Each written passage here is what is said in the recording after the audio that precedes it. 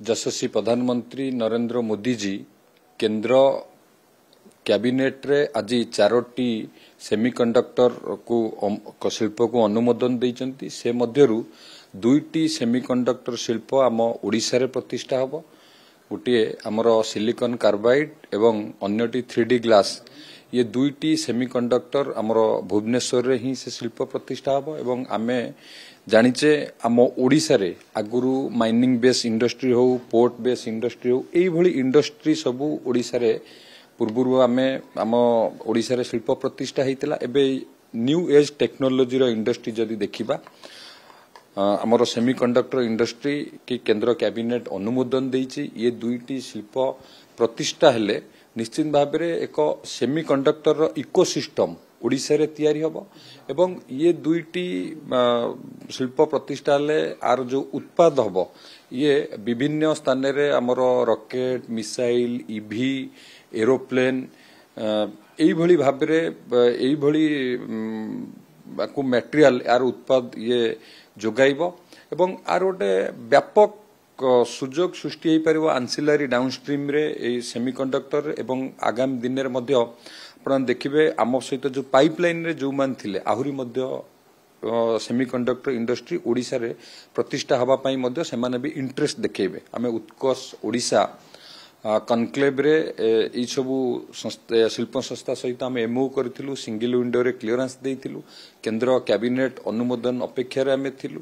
एवं आमे मध्य FDI park मध्य प्रतिष्ठा करूछु। से एफडीआई पार्क रे देखिबे आज केंद्र कैबिनेट जो अनुमोदन देइछि माननीय प्रधानमंत्री जो पूर्वोदय मिशन बा पूर्वोदय मिशन रे ओडिशा को जो गुरुत्व दियंती ये तार प्रतिफलन एवं डबल इंजिन सरकार ये होछि रिफ्लेक्शन जदि आमे देखिबा।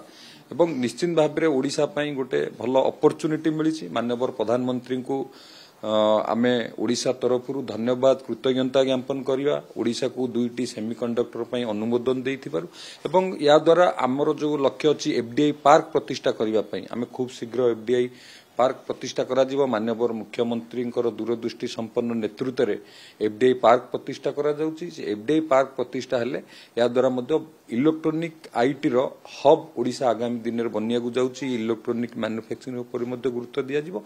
निश्चित भाव में आज ओडिशा पई एक गौरवर कथा 2टी सेमीकंडक्टर प्रकल्प को अनुमोदन देइथिबारु बहुत बहुत धन्यवाद माननीय प्रधानमंत्री नरेंद्र मोदी जी को ओडिशावासी तरफ आम जनाऊँ। एवं निश्चित भाव में ओडिशा सेमीकंडक्टर रे आगु को जीवो। एवं आपण माने भी समस्ते जानिथिबे सिंगापुर रो लीडिंग एंटिटी सहित ITES ता सहित मध्य आमे एमओ करिचु सेमीकंडक्टर क्षेत्र रे आम ओडिया युवक युवती मानकु स्किल करबा पई। याकू आगुरु माननीय मुख्यमंत्री या उपरे चिंता प्रकट करथिले ओडिशा रे सेमीकंडक्टर शिल्प प्रतिष्ठा हबो।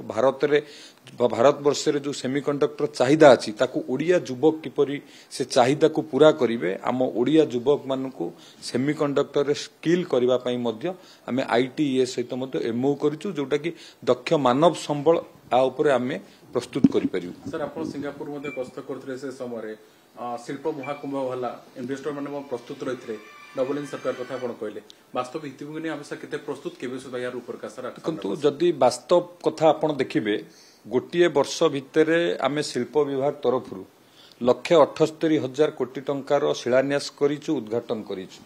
ये ही गोटिए वर्ष रे शिल्प विभाग रो सफलता आपण जे देखिबे पूर्वरु केबे भी ओडिशा रे एई भली सफलता मिली नथिला जे गोटिए वर्ष रे 1,78,000 कोटी टंकार आमे शिलान्यास बा उद्घाटन करिवा। एवं द्वितीय कथा होची एबे गत किछि दिन तळे आमे टेक्सटाइल पार्क 6टी माननीय मुख्यमंत्री घोषणा करले एवं सेई दिन 33टी एमओ मध्य करा गला जोटा कि 53,000 नियुक्ति संभावना सेथरे सृष्टि हला। हमर केउंझर संबलपुर गंजाम कटक जगसिंहपुर बलांगीर एई भली जगार 6टी आमर टेक्सटाइल अपारेल फुटवेयर पार्क मध्य करा जाउची किभली भाव में अधिक रु अधिक नियुक्ति सृष्टि हो पार। तेणु ये सबको जदि आपण मान देखिबे सरकार शिल्प ओडिशा रे किभली भाव में शिल्प क्षेत्र में प्रगति हम ये आम सरकार प्रतिबद्धता को सूचाउछि। सुंदर निष्पत्ति समय बीजेडी किंतु क्रेडिट न पछिनी तो आमे सब दाबी करथले हमर श्रेय देखंतु ओडिशार विकास होवा दरकार जदि तांकर श्रेय तांको समय भितर कहीं कही पर नथिला आम सरकार आसियार वर्षक परे आमे करलु तो पूर्व से करि परथांते आज पर्यंत ओडिशा रे एफडीआई पार्क कहीं कहिनी ओडिशा रे एफडीआई इन्वेस्टमेंट कहीं कि नाही ये सब प्रश्न से निजको निजे पचारिया दरकार एवं निजे भी अनुभव करवा दरकार ओडिशा को स्थान रे थिला एफडीआई इन्वेस्टमेंट रे सेमीकंडक्टर इन्वेस्टमेंट रे इलेक्ट्रोनिक्स मैन्युफैक्चरिंग इन्वेस्टमेंट रे आईटी रो कोन स्कोप अछि ओडिशा ये सब को से निजे अनुभव करवा कथा तापरे स्टेटमेंट दबा कथा अजथारे ओडिशा लोक को भ्रमित न करंतु विकास क्षेत्र रे माननीय मुख्यमंत्री दूरदृष्टि संपन्न नेतृत्व रे ओडिशा जो आगु जाउची से सेतिरे सहयोग करंतु।